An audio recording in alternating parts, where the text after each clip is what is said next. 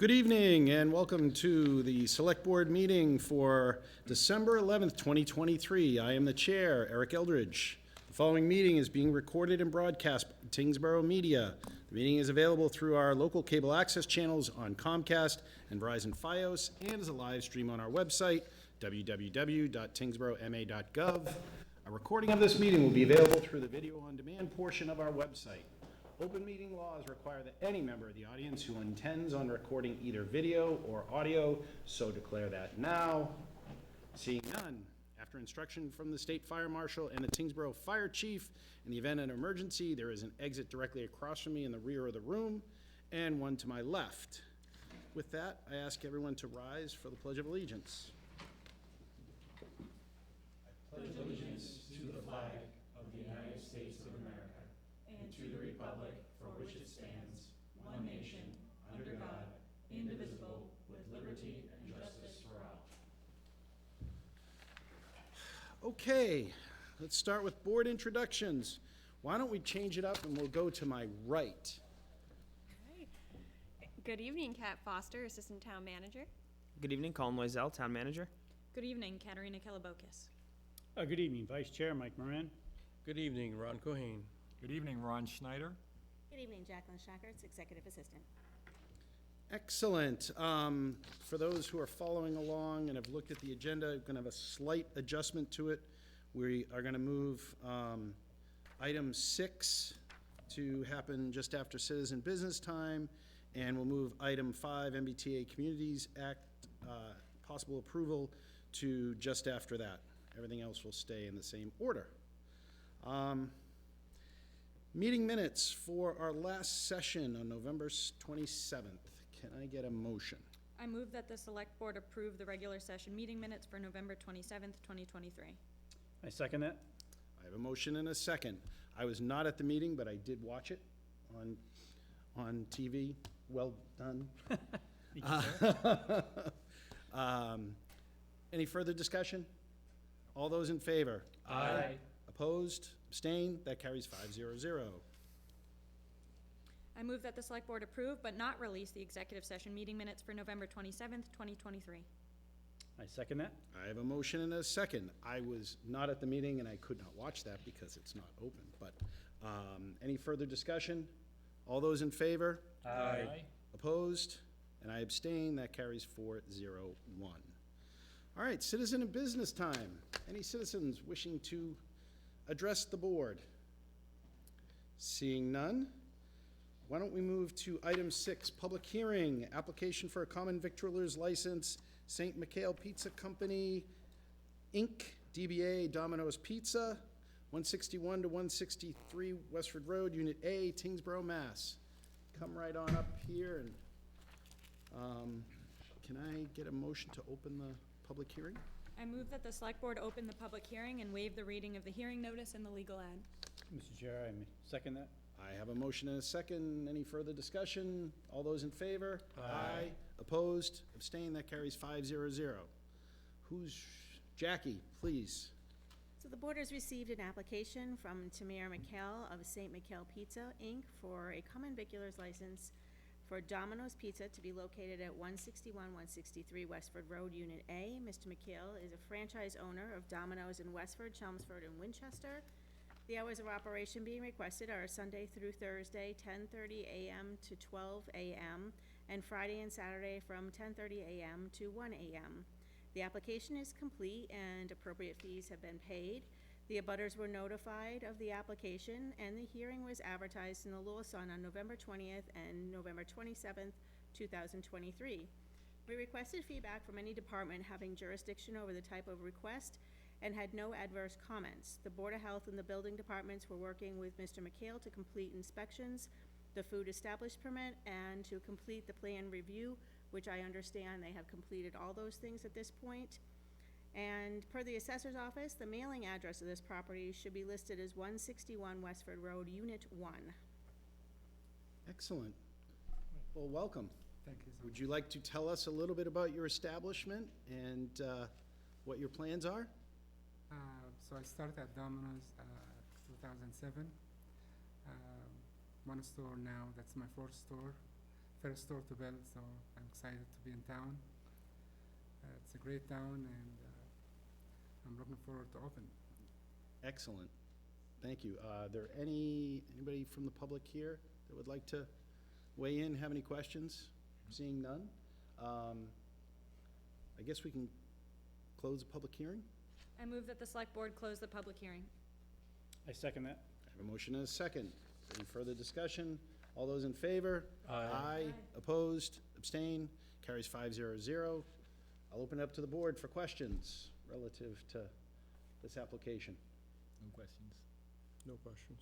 Mr. Chair, I just have a interesting story. Sure. So several years ago, during, maybe just before COVID or right around that time, my daughter spent a lot of money ordering from another one of your stores and having DoorDash delivered. You So know I which believe one? she's gonna be quite delighted that it's just around the corner from, close to where we live. So I just thought that was, fun to tell. She spent a tremendous amount of her money she made during the summer on pizza, which was great. And if you spent it anyplace else, you would have spent a lot more of your money, too. Exactly. So yeah, I just thought it was interesting. Thank you. I have no questions, but congratulations. Thank you so much, thank you. My job is to follow the owner of the store. My name's Bill Mohan, I'm a licensing consultant. I'm working with Domino's National, and we're delighted that he's coming into town. He's got a good record. My job is to let everybody know that's watching on TV. We have job openings for full and part-time work, both especially drivers. That's because 90% of our business is takeout and delivery. Mhm. So drivers, and I think you'll find it attractive. Most of the workers, and I do most of the Domino's in Eastern Mass, most of the owners started as workers or drivers and worked their way up, and now, I did myself too. yeah, and Love to hear now it. they own four. So somebody looking for a career that does have, I hate to be the one to say that there's a lot of dough in pizza, but it's true. So anybody And- looking Yeah, to how apply? old? How old, what's the age minimum for workers? Probably juniors and seniors in high school on up. So 16, Yeah. 16's a minimum, because Yeah. I'm asking the questions that I know that I see online, so Yeah. I'm getting ahead of it. And when are you opening? Tomorrow, if it's possible. Tomorrow. Very nice. I knew the answer to that one too, by the way. Anything else?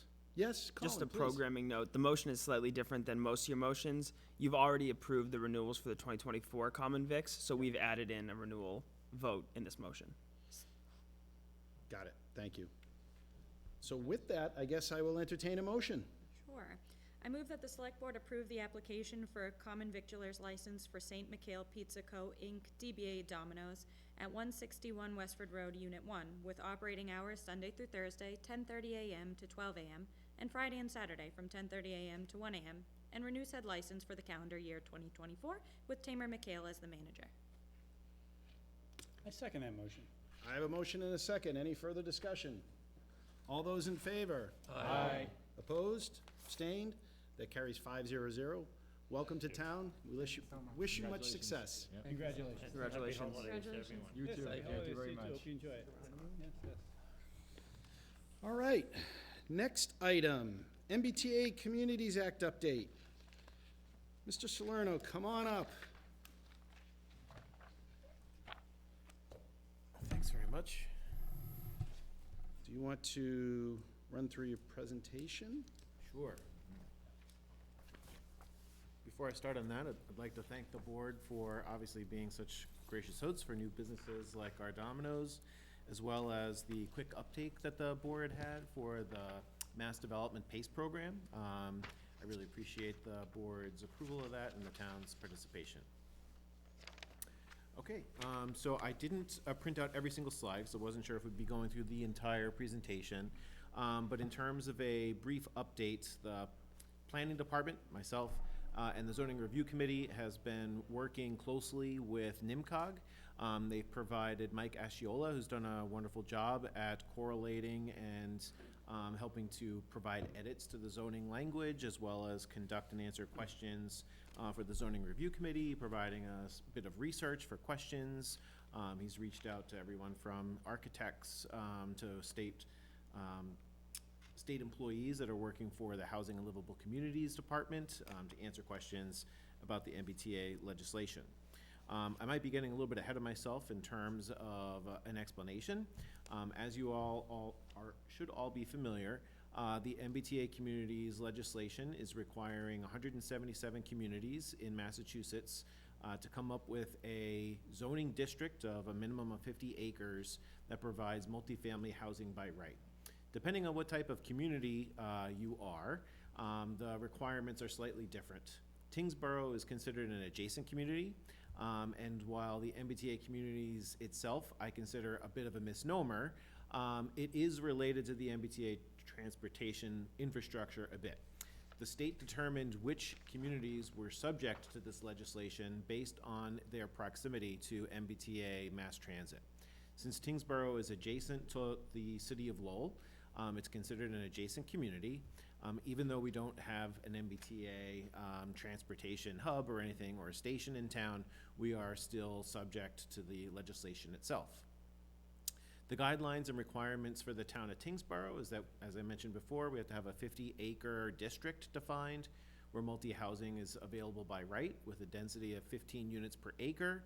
And our district needs to have a yield, I use air quotes here for yield, of 750 units. And I use air quotes because 750 units doesn't necessarily have to be buildable immediately. The Zoning Review Committee has taken a strategic approach to defining its districts. The committee defined 3 separate areas to make up the district, which is allowable by the state. Doesn't have to be contiguous. However, one of those areas has to represent at least 50%. So we have a 25 or 27%, 27 acre area down where Merrimack Commons and Tyngsborough Crossings are. So that has some recent development that's going to be included as a portion of the district. It doesn't mean that infill development should be expected there, since it has had recent developments. The committee looked at that area as a compliant area to include in the district, but prolongs the potential timeline for future additionally dense development in that area. The other 2 portions of the district are made up of the parking lot area in the Pheasant Lane Mall, which represents the most immediate opportunity for development. And then the remaining portion is across the street behind Olive Garden along an industrial section of the parcels at 424 and 406 Middlesex Road, where we currently have a proposed industrial warehouse. The committee looked at that section for inclusion because A, if the warehouse project does happen to come to fruition and gets constructed, yes, there won't be any immediate development associated for residential housing there. However, it is compliant with the state's legislation. And if the warehouse, for whatever reason, doesn't get developed, it's in a great location to help support the economic center or the economic corridor for Tyngsborough, which is the Middlesex Road retail corridor, ranging from the border of New Hampshire almost down to Bryant Lane. While we have received some feedback in our information sessions, we've held 2 of them, one in November, one in December. We've had some folks come in and ask some great questions with regards to the town's participation, what are its liabilities with regards to impact on services, what should the town expect in terms of development proposals, and we've provided answers that correlate directly to the strategy that I just described. Essentially, we've got 3 different areas that make up the district for near-term, medium-term, and very long-term development. We've also tried to point out, and I'd like to commend the town of Tyngsborough with regards to its efforts to develop housing. So while it's protected the character of the town with relatively low-density residential development, it does have over 10% subsidized housing inventory, which means that it's protected and has some safe harbor from 40B development. Not all of the communities that are subject to the MBTA communities legislation have that percentage. So a lot of people look at the state legislation as sort of, I don't want to say unfairly distributed, but it's treating every single community exactly the same, regardless of how much housing or what percentage of housing has been built over the last decade. So as a planner, I feel like the town has taken a great strategic approach that blends both a long-term development portion of its district, as well as an immediate opportunity for multifamily housing to be developed at the mall in an area that provides the greatest economic impact for the retail and commercial businesses that we have in town.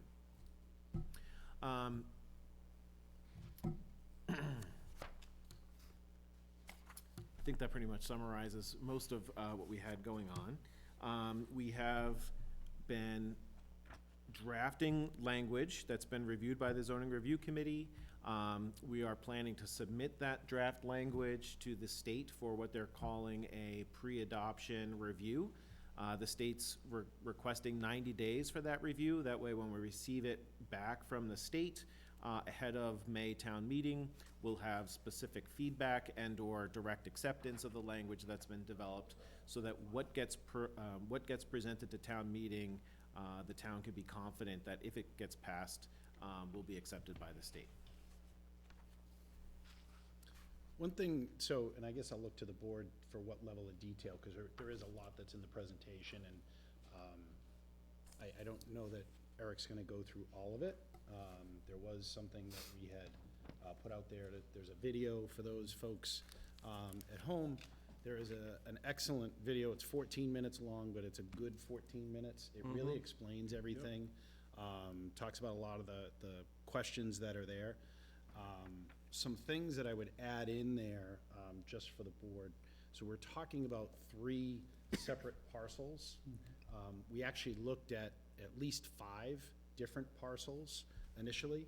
There was a couple of parcels, one at Flint's Corner, and then another that was more towards the center of town, that we felt they weren't a good fit for what we're trying to do, both to have that balance between maintaining the character of the town and achieving the compliance side of things. So we didn't just look at three parcels and we made it work within that. We did look at multiple scenarios, and we narrowed it down to these 3, and then what we're recommending is scenario A.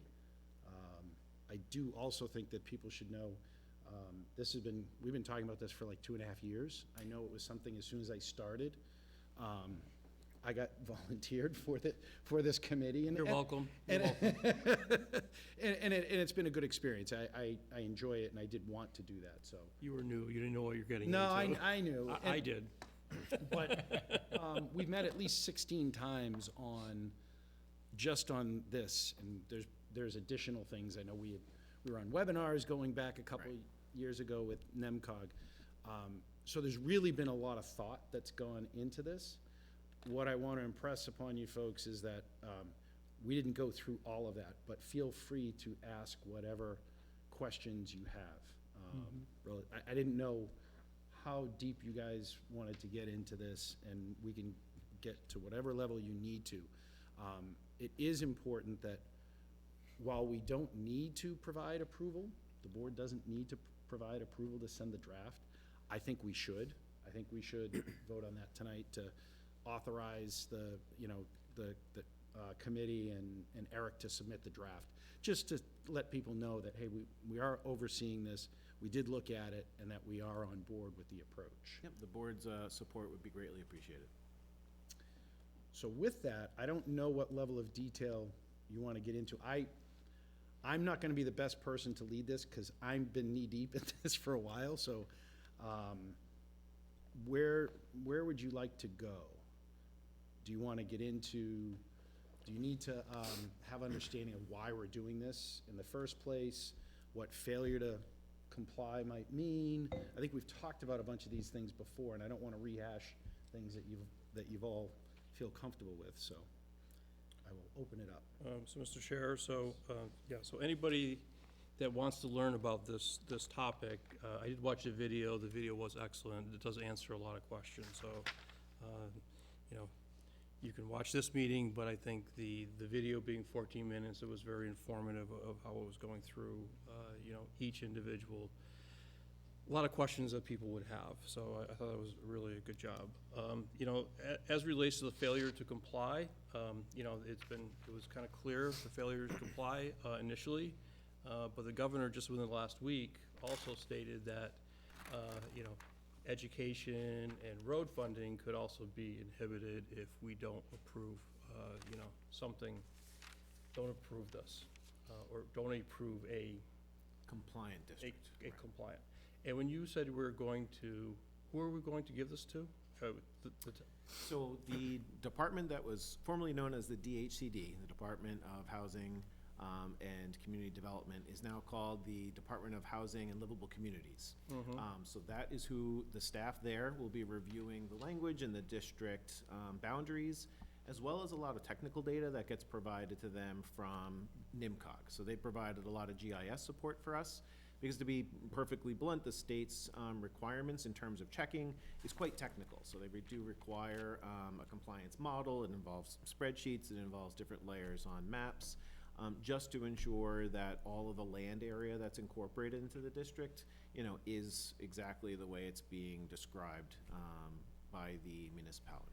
And so we're doing that to make sure that it's as compliant with the rules and regulations before we go to town meeting. Because Exactly. clearly, this will go to town meeting, has to go to town meeting. Right, I would hate for the town to pass an amendment and then find out they had to do it again in December or October, only because of a technicality. So the residents know this will go to town meeting. Right, we're expecting it to In come May. to town meeting in May. This is the May town The meeting. May town meeting, yes. You know, and I know when we first heard about this, it was really scary because, you know, 50 acres could be up to 750 units. But I think you did a good job of, as you said, short-term, medium-term, kind of long-term, you know, possibilities. You know, definitely the Merrimack Landing, you know, we wouldn't expect anything to happen, at least significant there for a while. You know, and the parking lot at Pheasant Lane Mall, people, this is like I call it the backup, you know, parking lot. It's not the one right next to the Sears building. It's one on the opposite side of the road when you first go in. So it's that small parking lot. And I know there has been, you have mentioned that there have been people that were possibly interested in that particular area. So Right. as you said, that one might be, you know, the first one that somebody might decide to put some units on. Right, if I may. Please. There have been some questions, and I thought this might be a good forum to point out that the parking lot area, even within Tyngsborough, is fragmented with regards to its ownership. So there are at least 3 different entities that own different portions of that parking lot area. So one belongs to the Pheasant Lane Mall itself. A small portion belongs to Macy's Holding Company, and the other one formerly owned by Seritage, or the Sears Holding Company, which is now owned by the casino operator, all make up those areas. And some folks have been asking, well, what percentage or what portion of the town's proposed MBTA Communities District is affected or owned by the casino? And the answer is 0. I mean, it might be affected, but the portion of the property or the land that is being proposed for MBTA Communities is owned by the Pheasant Lane Mall Holding Company and Macy's, not the casino operator. So in terms of the relationships and who would be making decisions about what would take place, it's not necessarily just the parking dedicated for the casino. And it is the areas that was originally defined as overflow parking and employee parking. That's all my questions or comments. Thank you. Mr. Schneider? Mr. Chair, I certainly don't want you to go through the entire presentation tonight, but the one with the scenarios A, B, and C, and maybe just for purposes of people that are watching this at home, just understand the thought process about why, you know, various scenarios were eliminated and which one was the one that was picked. I think that would be valuable information. Thank you for the question and the opportunity to point that out. As Selectman Eldridge had pointed out, when NIMCOG delivered some scenarios and/or district areas to the committee, initially, the very, very first draft of our scenario report, they were all contiguous 50-acre areas, and there were like 5 or 6 of them. So in terms of the committee's response to those scenarios, one, we requested that NIMCOG look into a strategic approach that broke it up into different areas for different timelines or likelihoods of early development versus late development, as well as an evaluation of specific areas that the committee thought weren't necessarily as appropriate as the ones in scenario A, to be eliminated. And those included areas around Flint's Corner and a parcel off of Kendall Road. The reason behind not including the Kendall Road parcel in the district itself was its immediate proximity to the town center, but its sort of long-distance proximity or its distance from the commercial center.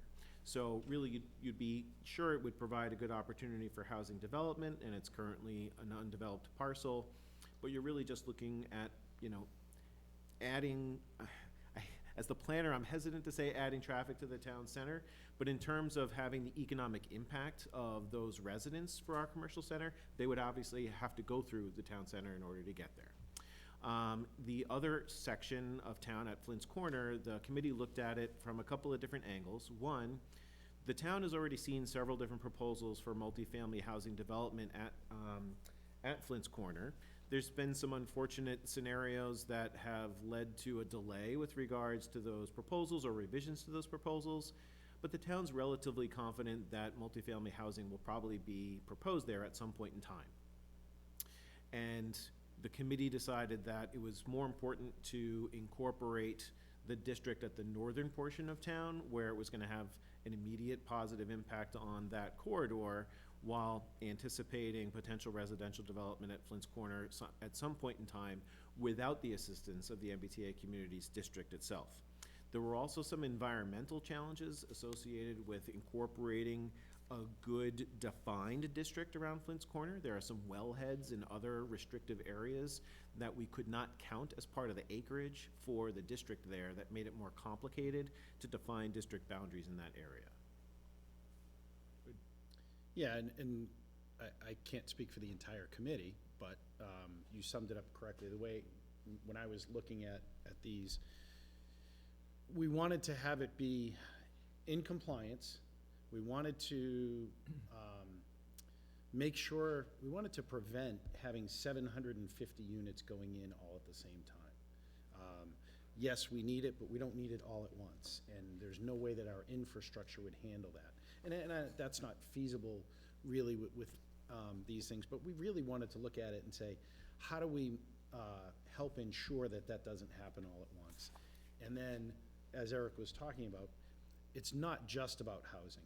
Last month we had, the Board of Assessors come in and talked about the percentage of our tax revenue that comes from the commercial base, and it's lower than, many of our other peer firms, so, peer companies, peer towns. Municipalities, yep. I gotta turn off my work hat. And so, we wanna have, economic growth that comes with that too. If you think about, Eric's doing a great job in helping to grow that Middlesex corridor for businesses and attracting businesses. Well, people in those companies need a place to live. And so if we can have those things, near each other, they work hand in hand, right? So you get the companies, people have places to live, and then you have commercial places for them to eat and to go shopping and do what they need to do there. So when we looked at these different places, we found that these three locations had the best balance of all those different factors. And, whether they'll all get built out or whether any of them will be built out, don't know. What other questions? So, Mr. Chair, I just have a question. Please. About, maybe I'm conflating a couple of things here, but I'm very interested, MBTA does, the bus, all that stuff, but I also want to partner somehow with Nashua and the train to do a train stop at or near the Pheasant Lane Mall. I think that would be a boon also to the town or a development there, because if somebody works in Boston or further down the train line, they could catch the train, get on down to work, and not have to really worry about a vehicle too much or, creating more greenhouse gas or whatever else with the car or something. So I'm just interested if this in any way or discussion was talked about at the Pheasant Lane as a periphery discussion about the train station through Sure. NCOG. I'd be happy to address that. Believe it or not, the transportation topics and the zoning / housing topics, meaning even though MBTA Communities has MBTA in the title, it's a housing and zoning legislation and not so much a transportation improvement topic. However, I'd like to take the opportunity to mention that the planning office has been involved with conversations with representatives in the state of New Hampshire about what they call the Capital Corridor Project, which is the extension of rail service from the commuter rail in Lowell all the way up through the Capitol in New Hampshire. Unfortunately, the mayor of Manchester's choice to run for governor got in the way politically of that city's support for that project, and it's gotten in the way of the completion of the reports that the state needs in order to move forward with applying for different funding in order to take it to the next stage, mainly the engineering stage. So right now they kind of got stuck with a $200,000 completion bill, if you will, that they were so close to the finish line to finish their report, they couldn't come up with the political wherewithal to get approval for the additional $200,000 they needed to complete their report. That's the last update that I had received. I know that the city of Nashua has been doing its best in order to keep the conversations about that transportation infrastructure alive. I do think that having the casino located there probably only increases the likelihood and or the possibilities with regards to finding like potential public-private funding to develop the station in a location that maximizes the benefit to the town of Tyngsborough. I know that Nashua was looking at an area that was directly across from Spitbrook, as well as what they call the South Station, which was right next to Sears. So unfortunately, I don't have a more positive, like, immediate update with regards to that, but Tyngsborough is a known player with regards to a voice in that conversation, because they've been very vocal about it in terms of, Tyngsborough's perspectives on how it could impact and benefit a community that's right on the tax-free border of New Hampshire. Perfect. Yep. That's a fantastic update. Not as positive, but still it's progress. Yep.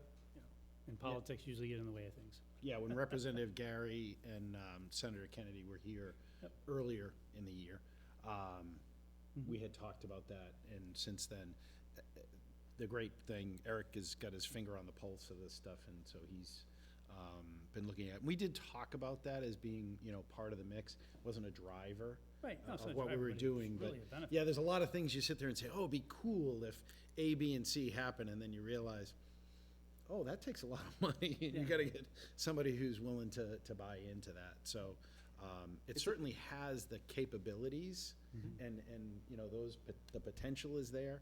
It's not required in order to make some of these things happen, Right. and to achieve some of the benefits. So just to go off that as well, so I don't have any questions per se because the packet is extensive and I think it answers most of the questions, but I do find it intriguing and I really like the piece about, strategically placing the housing to benefit, businesses in town, right? Because I think as Selectman Cohen mentioned earlier, when this first came before us, it felt very much like a negative. Where are we gonna find the space for this? How is this gonna change the character of the town? There were a lot of concerns, right? And when you take a moment to sit back and think about how this could actually be a benefit to the town, I really like that we're kind of pairing those two things. So yes, this is something that we are required to do, right? I don't think that it's voluntary by any means, any stretch of the imagination. It's Very something true. we must pass. Obligatory for sure. Right, so keeping that in mind and being able to pair it with something positive, such as where we put this can benefit the town, can benefit, commercial properties and businesses, I think is very important, and I like that that's kind of at the center of what we're looking for. Great. Yeah, one other thing, just to dispel some rumors or whatever that's out there, I have heard that some folks say, oh, well, why don't we fight it, and, this is a unfunded mandate, and we run into those periodically. All the time. But I do think it's important to note that, as Eric indicated, there's 177 communities where this is applicable. There is one that's not in compliance, and the town of Holden is still trying to figure out what they want to do relative to that. I don't think, one, it's in the town's best interests. If we look at the grants that we get today, and as Selectman Cohen had mentioned, the state has made it very clear that they are going to have this happen. And it's going to cost those towns if they want to fight it. And I don't think, I see it as, no, how do we turn this into something that's a positive for the town? This is not burdensome. So I think it's in our best interest to do this. Do it thoughtfully. I think we've put a lot of time and effort into it, and I think we'll continue to do that. But, the non-compliance, I think, is not an option for us. Right. What else? Everybody feel, I will say that there's a 14-minute video that's out there, and I think it really breaks everything down. Thank you to Eric and Roni for doing that. I do think we have one of the sessions recorded with the complete First presentation. session was recorded. Yep. The second one was not recorded. Yep. As you mentioned, we have the video. We also have a web page on the website that includes some information as well as like one-pager handouts. And the planning office is available as well, so you can feel free to email me at any time and/or call the planner's office, and I'd be happy to speak with anybody that would like to chat. And every one of the 16 meetings where we talked about it, they're online.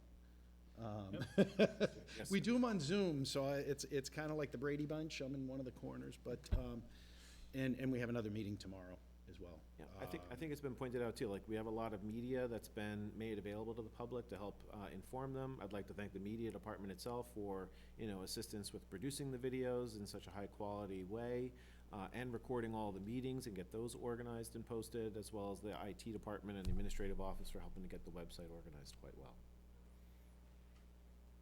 Excellent.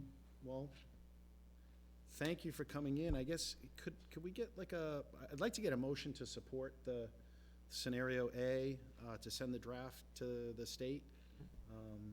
And then that way at least you have our full backing. Sure. I move that the select board authorize the committee and Eric Salerno to submit the draft and support scenario A as presented today. I second that. I have a motion and a second. Any further discussion? All those in favor? Opposed? Abstained? Carries 5-0-0. Thank you very much, everyone. Thanks for coming in. Thank you. All the hard work. Yes, thank you for all the hard Appreciate work. your support is appreciated. All right. Now, let's rewind a little bit. Let's go to the town manager report. You got it. You're on. Thank you, sir. The Tyngsborough Public Library had their strategic plan approved by the Massachusetts Board of Library Commissioners last month. This was a lengthy collaborative process that was spearheaded by our library director and Board of Library Trustees. If you're interested, you can view the entire strategic plan at tinglib.org. I wanted to just extend a thank you to our HR benefits coordinator, Bridget Bell, for organizing an all-staff team building exercise on Wednesday, November 29th. We had all of our town hall and Tyngsborough Public Library staff together for a series of programs that helped us align our goals and values and build on what is already a very strong team ethic here at Town Hall. I also want to congratulate Board of Health Administrative Assistant Angela Lemire, who was awarded our first Teams Award at the end of November. This award recognizes an employee who goes above and beyond to serve the community and does so while demonstrating a strong commitment to teamwork. Angela was nominated almost unanimously by her peers and by department heads. At the recommendation of Assistant Fire Chief Pat Sands and a panel of current firefighters, I've promoted Kyle Russell and Mike Kiernan to full-time firefighters. Both have served for a number of years as call firefighters in Tyngsborough and will fill existing vacancies within the department. As this board is familiar, our fire department operates on a hybrid mix of full-time firefighters and call firefighters, which allows us flexibility to work the schedule in a way that works for a community our size. We've begun the planning work on the MassWorks grant for the public infrastructure improvements related to the 93 Kendall Road project. As this board will remember, earlier this year, the town was awarded $2 million through MassWorks, which will be used to fund the installation of sidewalks, roadway improvements, and traffic calming measures associated with that new development at 93 Kendall Road. This process will continue to be a partnership between the town and the developer, though the town will assume the lead on procuring the contract for those public improvements. The consultant that's helping us evaluate our practices and roles in the treasurer's office will be on site this Thursday for several hours. The goal of the visit is to identify efficiencies, best practices that can be implemented, and provide clear structure for the various roles in that office. Our IT director, Tom LaFlamme, put together a very comprehensive assessment of the town's current technology infrastructure. The assessment looks at everything from hardware to software, policies to training and staffing concerns. Mr. LaFlamme will present this assessment at a meeting in January. Since some of his recommendations in that report are tied to what you'll see in his fiscal '25 budget request, we'll do them at the same time so that it makes sense. But yeah, it's a very comprehensive assessment. We'll share it ahead of time, and it really, I think, highlights the progress that we've made on our IT infrastructure in the last really 5 years and outlines a clear path for how we need to move forward. I've awarded a contract to K&A for survey and subdivision work at the Winslow School parcel. This is a part of our efforts to subdivide that parcel in order to be compliant with the Mass Historic grant that we received. As this board asked, they'll prepare the new boundaries and plot plan for that A&R request in a manner that creates the smallest allowable new parcel with the minimum frontage. While we have them out there, we're also going to ask them to do some topographical work, which will assist with the ongoing project at the Winslow School, for which town meeting approved $1.5 million. We've kicked off formally planning for the annual town report last week. Just a reminder that department heads, boards, and committees should submit their content to Jackie in our office no later than February 21st. Socotech, which is the design architect on the Winslow School renovation project, has completed the existing conditions phase of their design work, and they're now working on the schematic design phase. In fact, they reached out today to let us know that they'd be on site later this week with the company that will actually move the building when we get to that part of the project. I will be, over the course of the next few months, engaging with the board to see if we can begin to conceptualize some future uses for that building. As we get to a final design, it will be helpful to have a better idea of what the board would like to see in there, as there are some components of the design where what we do with the building, we should address early on. So I'll be asking for some more feedback at a future meeting. Excitingly, we're kicking off collective bargaining this week. All 7 of the contracts under the town manager's authority are up for renewal this year, including all of our general government, public safety, and public works contracts. We've established an extremely aggressive timeline with the hopes of settling all of these contracts by the middle of March.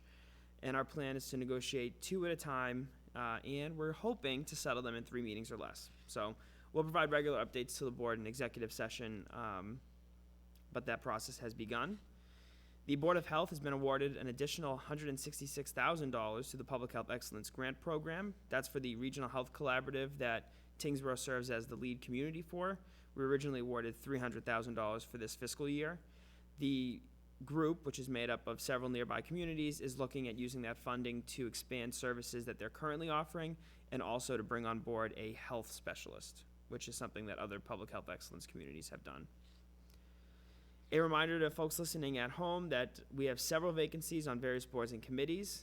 We need resident volunteers to fill positions on Conservation Commission, Council on Aging, Commission on Disability, and more. You can learn more about these opportunities by visiting the Boards and Committees tab on tyngsboroughma.gov. And finally, I will be on WCAP tomorrow morning talking about all the great things happening in Tyngsborough beginning at 8 a.m., so feel free to tune in, hopefully. So, who authored? No, I'm just kidding. Times have changed. Yeah, I was gonna say. So before we get into the assistant town manager's update, any questions for Colin, comments? No. I'm sure that there's a lot of stuff that's on there, so I'm glad to see that a lot of things are moving. Mr. Chair, I just have one Yes. question of clarity. The renovation project for Winslow, the 1.5 million, that's strictly, remind me or the Sure. town what we're doing with that? Yes, that's the $1.5 million approved in May by town meeting to remove the additions to the Winslow School, keeping just the original school building, renovating the exterior shell, and moving it forward on the parcel to open up more room on the back side of the building. And that 1.5 is inclusive of the design costs and the site work that's related with it. And the site work to shore up any of the grounds or hill, In the front, yes. about behind it too, though, maybe? Yeah, yes. Just clarifying. Thank you. And to further clarify, the area where the Littlefield Library is, we're still carving that out so that that can't be touched, right? Because we've got to Correct. deal with that Yes. separate issue. So it's important for people to know, we're not moving the building yet. We're doing the design so we can put it out to bid to see if we can get it done within the 1.5 million. Correct. Thank you. Other questions, comments? All right, Kat. All right. Thank you. Related to the Winslow School, I wanted to provide an update on the abatement project. To date, we've entered into a contract with our abatement contractor, Green Environmental, and the environmental project monitor as required by DEP regulations.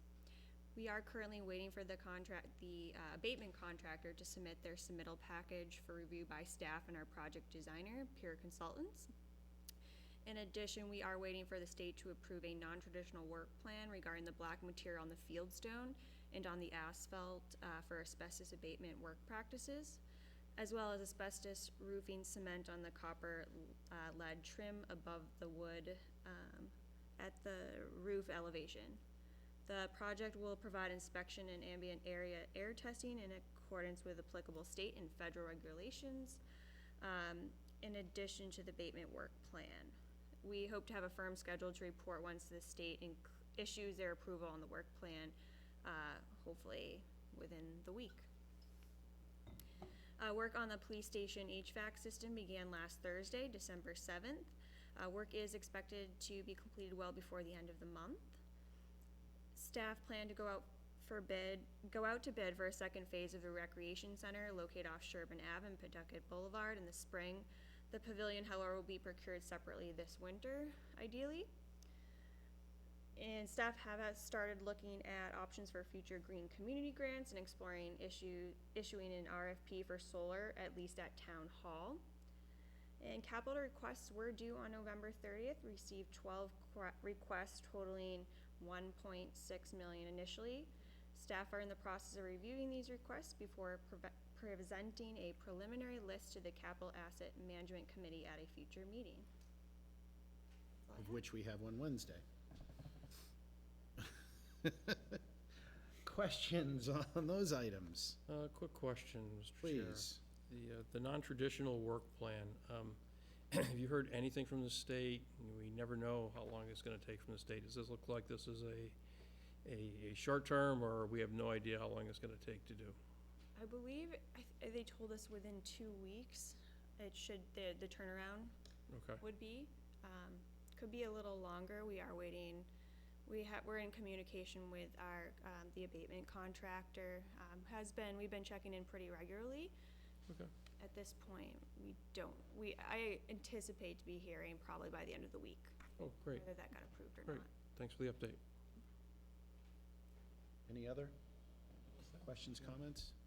Thanks, as always, for the updates. I think this is helpful and great to see this out on social media for residents, that they can refer to that.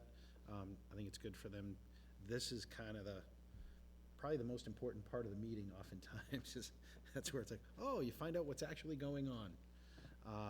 So I encourage people to, if they miss that, it will be available online as a separate item, so they can just focus in on that.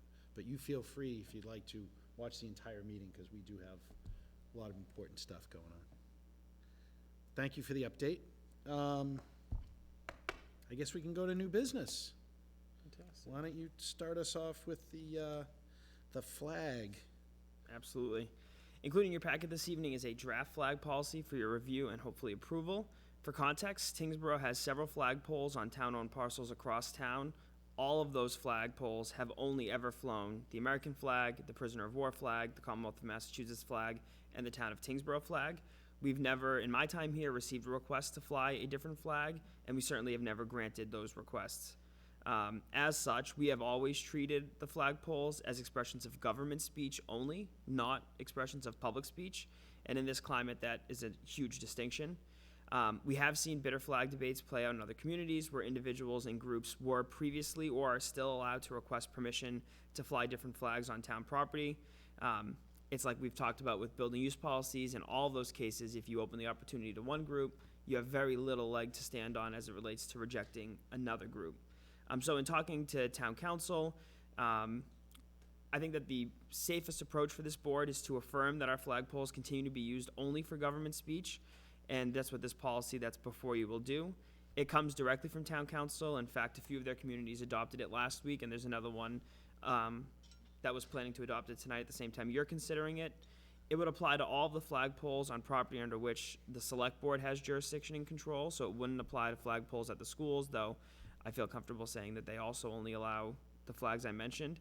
And just to be totally clear, in short, the policy before you clarifies that no entity other than the town of Tyngsborough may request or be given permission to fly any flag on any town-owned flagpole. Beautiful. I will open it up to the board for questions. So, Mr. comments. Chair, Yes, please. I'm really glad you brought this forward. You know, the last thing we need to do in Tyngsborough is start delving into national politics, which is really what that really becomes. As soon as you start putting one flagpole up, then the group opposing to that issue wants to put the next one up, and we don't really need to get into that. And we haven't gotten into that before, so I'm really glad you brought this forward. And I think it's fair to, you know, this is about Tyngsborough, POW flag, Commonwealth, Town of Tyngsborough, and the American flag. That seems what we've always done and what we should always continue to do. The one question I have we sent this policy to the school to see if they might be willing, or just to let them know what we're approving tonight, and, you know, it's up to them, of course, how they want to move forward with that. I have not, but I will. Thank you. Other questions, comments? Great. No, I'm glad Colin and I had talked about it. Some people will ask, why do it if we don't have a problem? And I think it's our job to look around and what's happening in other communities, and where they may struggle. If we can be proactive and avoid some of those, I think that's our duty, that's our job. So I'm glad that this is here. I think it's very clear, very concise, and is, with council, it's, covers us very well. So I appreciate that this is here. So with that, I will entertain a, sure. I just wanted to comment that I agree with what Mr. Cohen said. I echo that. Not only that, but there are plenty of venues for people that want to put out a slogan, a whatever. There are lots of ways to do that doesn't involve our flagpoles. And so I think we should keep those, you know, for lack of a better word, sacred for the things the flags that we fly. And there are other ways that people can express their views. Here, here. Yep, agreed. Excellent. So with that, I guess I will entertain a motion. I move that the select board adopt the flag policy as presented. Mr. Chair, I gladly second that. I have a motion and a second. Any further discussion? All those in favor? Aye. Opposed? Abstained? Carries 5-0. Review draft building use policy. Thank you, Mr. Chair. Including your packet this evening is a draft policy covering the use of public buildings for community civic groups. This is the product of a conversation that this board had at a previous meeting and aligns with the board's intent to create a low-cost, if any cost, accessible avenue for Tyngsborough's community groups to have space for meetings that do not currently exist. As we discussed at a previous meeting, I've conducted a thorough analysis of our current building inventory, and at this time determined that the building that was most ready to begin accommodating this use is the Council on Aging. In the future, you'll see the policy does allow for the board at its discretion to add other buildings. The COA Director, Barbara Roach, has a draft of this policy.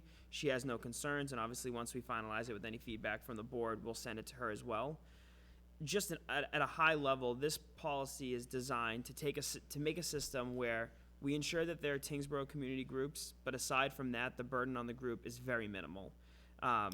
We talked about making it as low maintenance as possible.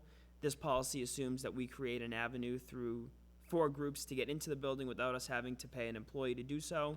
The Council on Aging is already on our fiber network, so adding a card reader like we have here won't be much more expensive. We'll just have to buy the device.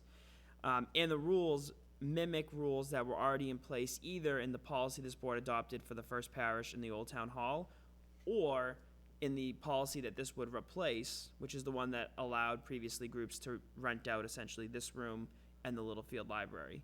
And so that's the other distinction, is that this policy would replace that and affirm what has been in practice, you know, our policy, which is that this room, all the conference rooms here, are reserved for government meetings and Tyngsborough Public Library sponsored events only. That's how we've always done it. It's the easiest way to maintain it. And this provides that avenue that didn't exist for a low-cost rental. So with that, I'm hoping to get feedback tonight. I'll incorporate the feedback and then present this at your January 8th meeting for a final review. Okay, I'll open it up to the board. Questions, comments? Go ahead, Mr. Cohen. I was I gonna see know if- you're, I was- he's ready. I was gonna see if anybody else wanted to go first. Come on, You know? kick us Um, off. The one thing about this policy we discussed last time, I was hoping that we would, work with the schools and have a joint policy, which I would hope we could do. So I don't know how the discussions have been going with the school, or if we started those discussions yet. So that's one thing. It's great, I think the Council on Aging is a building that we have not utilized at night hardly at all, so I'm really glad we added that. But I do think we have other buildings, also in town that we can also look at. I know you've got some work to do on the Littlefield Library, and we're doing some work on the Winslow School, but, when that gets cleared up, I think that would be a great venue. I think, the town got a chance to really see the Littlefield Library at the Festival of Trees, and what a great building that really is. And the floor that you go into, I think is ready anytime, really. The basement, we do have some issues. And then if we have a lot of other community groups, the old golf course, clubhouse, that we have, that's being redone, is another venue that we have. But I think the key point I really want to make is I hope we can make this a joint policy with the schools, and they can open up their buildings also for these types of groups. Thank you. And I've spoken to Dr. Flanagan, and on the outset, our policy would have to be separate because this board has no jurisdiction over their buildings. That said, Dr. Flanagan acknowledges that those buildings have and should continue to play a role in community use. I think, and I think specifically once the middle school comes online, obviously that building was designed in a manner where we could eliminate access to the rest of the building, so there's a community use. I will continue to talk to Dr. Flanagan about how perhaps some of the groups that we're dealing with may have a use for theirs. There's more coordination on the school piece. I don't have access to their schedule, but point well taken. I've mentioned it to Dr. Flanagan that, we can't accommodate all of the community groups. I think that this provides that first step so that we can get some of the groups and also help us measure what type of interest are we really seeing. We received 11 or so letters from groups. We know there's probably more that didn't think to send us a letter, and I think this is the good point, but certainly the schools acknowledge the role that they play, and I can ask if they can share an updated policy or what they've looked at. And so, Mr. Chair, Yes, again, please. Joint policy was the wrong terminology, Okay. I guess, but, both having a policy that, is similar. And then maybe we can even talk about which groups we feel that might be more appropriate at the schools, which groups might be more appropriate for the Council on Aging and things like that. And, and if there's a cost, maybe you can even work on that, together. Just working on it together, I think is very important. That's it. Absolutely. Anyone else? Yes, please. So if we later add more buildings in the Council on Aging, do we have to revamp this whole policy? Is that gonna be easy, difficult? I think it would just be a matter of the board voting to amend the policy to add. For instance, in the next few months, the Sherburne Road building should come online, and I think it would be as simple as just the board voting to add that. Okay. We would just put it there, 2A, you have 2AI puts Council on Aging, we would just add buildings in that section, in the applicability. Right, and the section. responsibilities will be the same as far as maintenance and cleanliness and whatever. And why did we take out the Old Town Hall? The Old Town Hall and the First Parish are governed by a separate policy where we have a much higher fee structure. The Okay, amenities are different there as well. This was, a lot of the rules are the same. This was designed for that low-cost option for groups that just need a place to sit and meet. so the basement of the Old Town Hall is not a good place for that? The scheduling becomes tough because we generally don't rent out the upstairs and the downstairs Oh, you went- separately. We rent the whole building as one. Yeah, and I think piggybacking on what each of you we're talking about, I think it's going to be important for us to understand that this is not a one-time deal. We're not just gonna set this policy. I think we need to revisit this periodically. I think we need to adjust as the middle school comes online, as we start to understand what the demand really is and what other opportunities. I think we need to, that's gonna be upon you first to look at those and see whether we need to make adjustments, and then it'll be on us to add additional buildings, or, you know, even some of the fee structure, right? We look at it and say, we'd like to start with a very low fee. It's $50 for the year. There's some requirements in there that it's, you know, no more than 2 times a month. There's cleanup that they're gonna be responsible for. We're gonna have to see how that goes and then adjust. But I think it's really important that we understand that we're not gonna set this policy and then, you know, we're good. I think it's very different than perhaps the flag policy that we just set. That one, that's set it and forget it. This one's gonna be a little bit more, you know, dynamic, and we're gonna have to keep our eye on it. I have one more Through you. question. Yes, please. Sorry. So, you said that we had about 11 groups that expressed interest. Does the Council of Aging have the capacity to have space for and allow all 11 groups that are now looking for space? Yeah, the way that we drafted this policy is right now, unless we left flexibility, but primarily the building is available after business hours, so between 4 and I think we said 10. By limiting each group to meeting no more than 2 times a month, again, we added a caveat where if they get prior permission, Right. that leaves the flexibility for, I think, enough opportunities for people to use it. Okay. Thank you. Because with this policy also makes it available on the weekend. Okay. Yeah, 4 to 9, 4 to 9. and then on the weekends, 8 to 5. That makes sense. Yeah, I think it's a really good starting point. I think it's there, you know. Do we need to adjust some things? I don't know. Yes, we probably will. But I think having something in there and letting residents know that we are thinking about this. And the thing I really like about it is we've got the Council on Aging building, which is, it's a nice building. It's ADA compliant, which the little field is, we're still working towards that. It addresses some of those things, and we're using a building that we've invested in. And that's the key. If we're gonna have these buildings, we've gotta utilize them. So, what do you need? Do you want to, 'cause I think you said you were going to come back to us for formal approval at another meeting. Does that mean you don't think that this is ready, or is it just you figure we had enough going on that you would defer? I anticipated that there may be more. I know this was something you were all very interested in, so I anticipated there may be more feedback I would need to reincorporate. One thing I can do if the board, you know, this is a bigger policy that has more of a community impact, I would say, than the flag policy, so it may be worth us putting this out on our website for the duration between now, and perhaps even sending it to the folks that reached out to us to say, hey, is this feasible? Yep. For what you're looking for? And then it sounds like there's no immediate feedback from the board, so if I do hear feedback between now and January 8th, I'll make those tweaks and present a final product for your approval on the 8th. That sounds great. Everybody good with And that? certainly if you think of something afterwards, shoot me an email. Yep. Good. And residents should reach out to you if they have Yes. some questions or comments about that policy. Excellent. All right. I guess, can we move to liquor license approvals? Is that gonna be you, Jackie? That would be me. Excellent. Take it away. As you know, you approved the local licenses 2 weeks ago.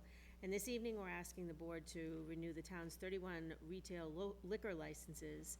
These licenses are subject to annual renewal in the same way that the local licenses the board recently addressed are. And there are a few changes, including the addition of Epigram Brew Company and the Lakeside General Store, whose licenses were approved this year. Player One's license is still pending with ABCC, but may be approved before the end of the year, and as such, would need to be renewed. Adding them to your vote this evening will simply cover us as soon as that license is approved by the Commonwealth and we can send the renewal paperwork. It should be noted that Tyngsborough Sports Center at the location of 18 Progress Ave is not seeking renewal, as they are no longer at that location, but they're up on Potash Hill. They have been operating under that license and under a 2011 special act. Additionally, Thai Delicacy will not be renewing their wine and malt license. The total fees collected for these licenses is $82,500. All these licenses are contingent on tax office confirming tax compliance and receipt of any missing documentation and fees. Excellent. I'll open it up to the board. Questions, comments? Pretty standard housekeeping, although I know it's a lot of work to pull all those things together, Jackie, so thank you for keeping an eye on that. Quick question, where are we on licenses? How many? Do we know how many available licenses we have? We have, as of our last, one thing that the board should keep in mind is that we have a running dispute with the Alcoholic Beverage Control Commission because they only keep track of your quota licenses, which is the amount that you're standard allowed based on your population. However, we've been very successful with home rule petitions, getting additional licenses. We've looked at this time and time again. We're confident, and the last time we spoke to the ABCC, we were on the same page. We have 4 all alcohol licenses available for on-premise consumption anywhere in town, and then several available under different home rule petitions. One thing I would note is that the home rule petition that granted the 4 licenses to Sam Park at 440 Middlesex, the licenses issued under that, the home rule petition said that the licenses had to be issued by the end of 2021 or else they expired. We issued 1. We have 1 pending for Player One Entertainment. The other 2 have technically under the act expired, but we're engaged with Senator Kennedy's office and Senate Council to see what the mechanism is to keep those active. We've spoken to Sam Park, and he has a couple other establishments that would like or would need a liquor license, so those ones are still reserved for that parcel. We just need to figure out what the state needs to renew it. But we do still have some, and we get probably 1 or 2 inquiries every couple of weeks looking for availability. And then to clarify pardon me, Mr. Chair. No, go ahead. So to clarify the around town center, we also have a couple that have to be within Yes. That one was the funniest special. There's distance. Yes, they have to be within 2,500 feet of the intersection. There's 3 of them. One has seating capacity up to 75, one has seating capacity up to 50, and one has seating capacity up to 25. That'll be a tougher one to fill. Okay. Thank you. So essentially a half a mile. Yes. So I knew the answer because Colin and I had talked about that before, but everybody always asks, right? Whenever we do this, it's like, oh, okay, we're good. Was I think mainly the key thing there, but it's always fun and a lot of fun dealing with the state and all the paperwork that goes with it. So thanks for keeping a tab on all that stuff, Jackie. Any other questions? All right, I will entertain a motion. I move that the select board approve the 2024 liquor license renewals as presented, contingent upon a final tax verification and receipt of all required paperwork and fees. Second that. I have a motion and a second. Any further discussion? All those in favor? Aye. Opposed? Abstained? That carries 5-0-0. Review and approve the fiscal '25 budget schedule. Who has that one? Okay, Colin, take it away. All right, included in your packet is a schedule for the FY25 budget development that, similar to the last couple of years, builds backwards from the annual town meeting on May 7th. The general timelines haven't changed, except for at the start of the schedule, we've pushed the deadline for departments to submit their requests ahead. We started the process a little bit earlier. We know we're going to have to be much more intentional in the next few years as it comes to the budget. So departments have had their requests for about 2 weeks now. They're due to our office no later than the 21st. And beginning the 26th, we have meetings already scheduled with all of our department heads to start reviewing. The instructions to departments has been the same as it has been the last few years, with a little bit more of an emphasis on level funding, except for where there are contractual increases. Obviously, we have to play it a little more conservatively with all of the collective bargaining agreements coming up. And I have spoken preliminarily with Dr. Flanagan. Their budget schedule is similar to years in the past, and him and I talked about making sure that we do whatever we have to keep that school department increase at the 2.7%.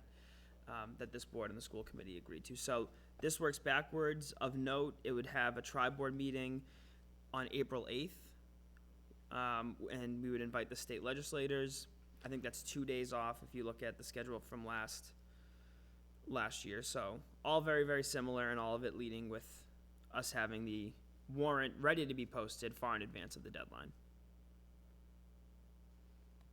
Excellent. Questions, comments from the board? Looks good. Excellent. You don't need us to do anything, do you? Nope. Okay. Excellent. Thank you. So, I guess we'll take, we're all done with new business. We can go into select board reports. Mr. Schneider, you want to kick us off? Sure. I want to do a shout out to the Recreation Department. Looking at the town center and the, vivid lighting that we've got there, the Festival of Trees, not even to mention, the block party they did, at the end of the summer, and all the other programs they do through the year. There's just an awful lot of things that our Recreation Department provides to this town, and I know they can always use help. So a shout out to them, and then an encouragement for people to volunteer to help them in all the programs that they do throughout the year. Excellent, thank you. Mr. Cohen? Ditto to what Mr. Schneider said.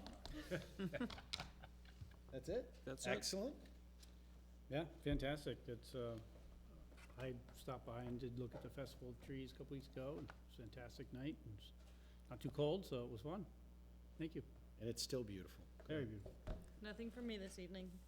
All right, well, the only thing I have two things. One is, I'd like to extend a thank you to the library and the Board of Library Trustees. They had a great holiday party last week. First time since COVID, so they haven't had it in a few years, and they had over 100 people show up. Fantastic event, very, I was so impressed with the music and the work that was there, so I give a shout out to those folks. If you have not availed yourself to understand what services the library provides, I strongly recommend you do that. They have the whole library of things and stuff.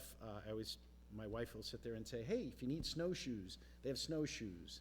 They have MiFis for, portable internet service. They get all these things that you would never expect the library does. So it's more than just books. I encourage you to understand what the library has, and they in the update this week talked about their plan. I encourage people to go look at that.